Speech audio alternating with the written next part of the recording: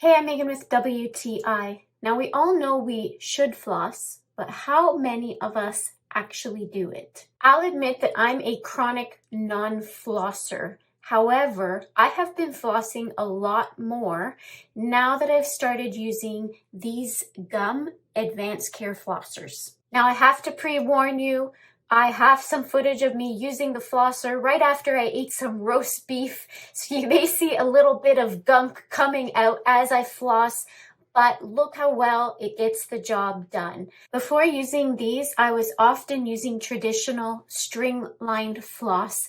I just found it extra work. So when my husband started using these, I ended up making the switch and I love it. I really like the bit of grip that they put on this handle. It does help feel a little more solid in my fingers when I'm using them.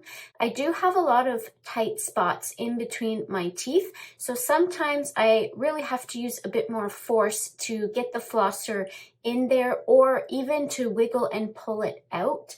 And I don't find that I lose my grip when using these thanks to the little gripper.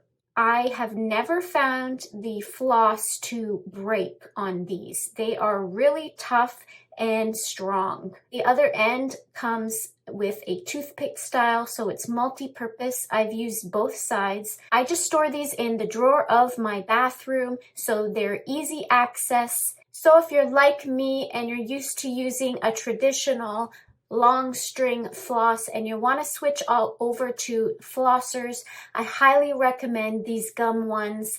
They are tough, they get the job done and make it a little bit more easier. And that's my point of view.